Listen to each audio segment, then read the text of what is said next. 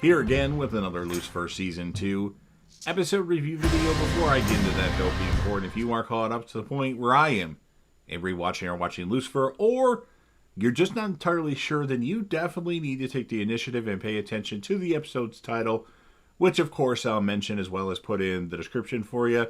If that happens to be the case and you're not caught up, it would be my recommendation that you don't. I repeat, that you don't watch this video any further to avoid potential spoilers, unless you like spoilers, and this will be a first-time watch for me. This will be Lucifer Season 2, Episode 5. The title of this episode is called The Weaponizer. And this will be my review, reaction, recap after just finishing watching the episode about 10 minutes ago. We start with a woman yelling at her son Dylan for his skateboard being in the yard as she tripped over it. And somebody else had actually moved it into that position just moments prior.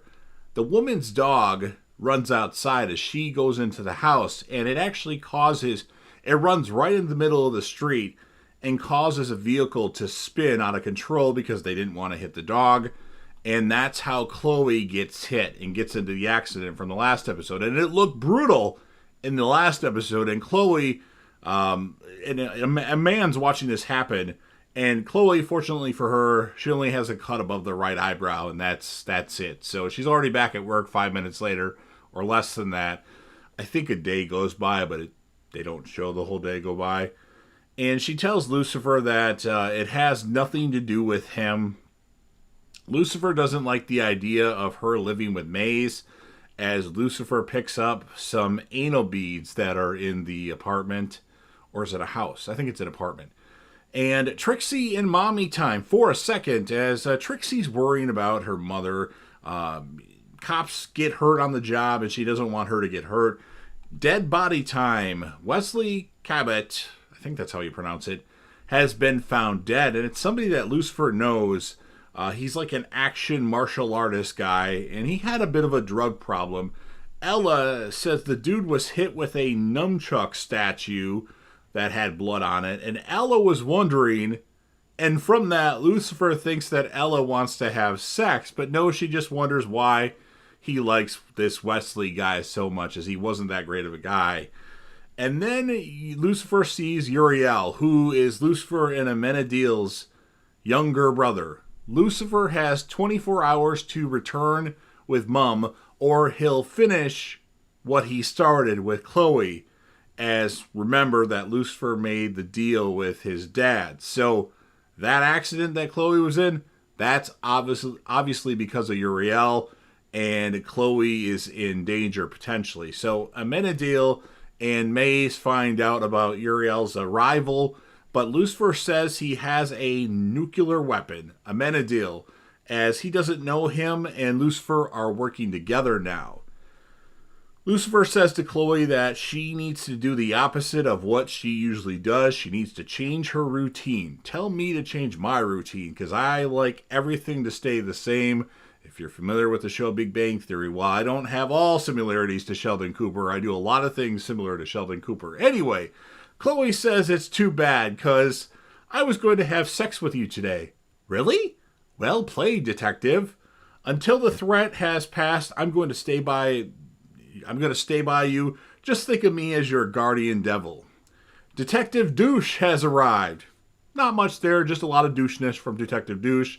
So Lucifer, Detective Douche, and Chloe question Wesley's ex-wife, and for some reason I didn't put her name down, and that's going to bug me for the rest of the episode because she played a little bit more of an important of a role in the end. Detective Douche really likes the Body Bags franchise that Wesley was a part of, as does Lucifer, so they're like getting along with their body bag fandom. Charlotte / Mum is at the office, the office that Charlotte works at, the firm, and she drops a bunch of files. Amenadiel goes to visit her. Thank goodness for Amenadiel. She really needed somebody there because she was really struggling.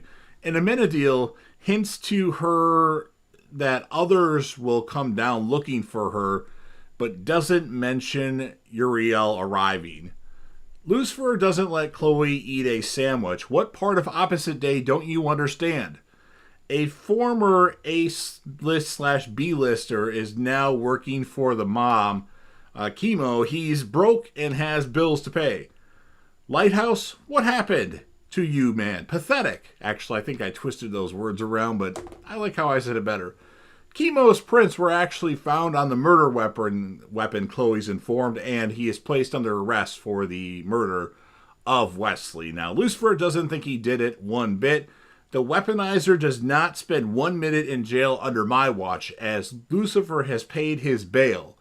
Chemo's business manager, Ryan, thanks Lucifer for paying his bail.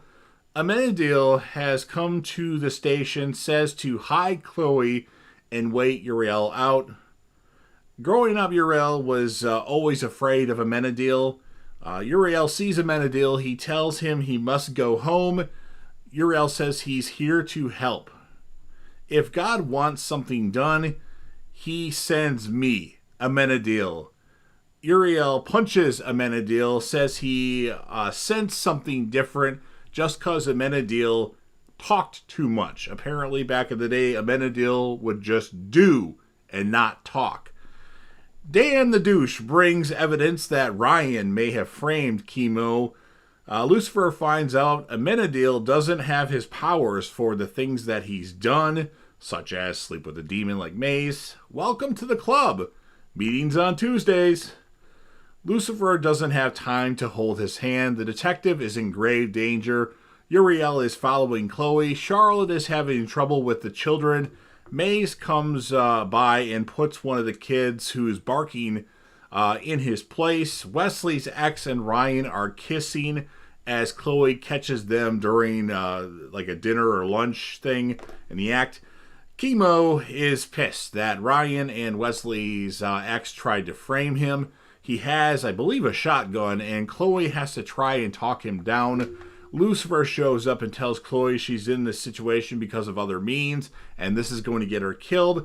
And Chloe just says no. And she's going to handle this, tells Chemo that she just wants to go home and read a story to her daughter. She doesn't mean him any harm. She just wants to go home and be with her daughter tonight. And Chemo puts the gun down. Well done, detective. She says that she's leaving alone, though. Detective, buckle up.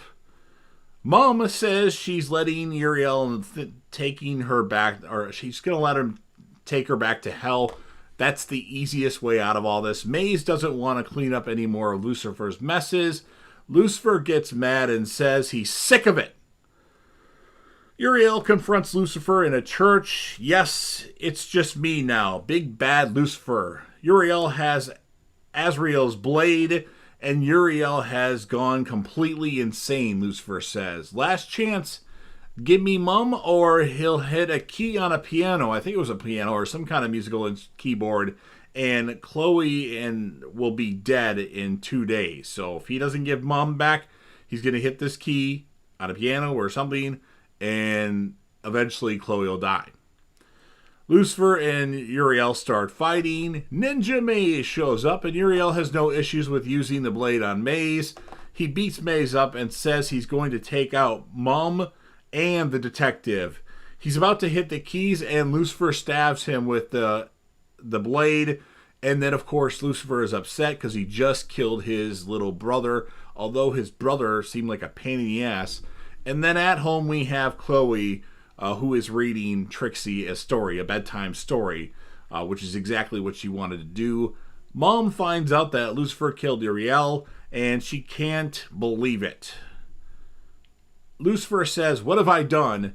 And Mom hugs Lucifer to end the episode, and I guess we don't get any Dr. Martin this episode. So this was a good episode, and typically I think people would score it a lot higher than I'm going to. I don't like the fact that we get introduced to this character, this brother of Lucifer's, and he dies in this episode. Now, maybe we'll see him down the road. I don't know. I didn't look at how many episodes the person's been in, but it just bothers me that this character isn't fleshed out enough. They bring him in and kill him right away. Maybe that's how the season flows. I don't know. I'm going to score the episode an 8.8 out of 10. Still a solid score, but I think some people might give it a 9 or more.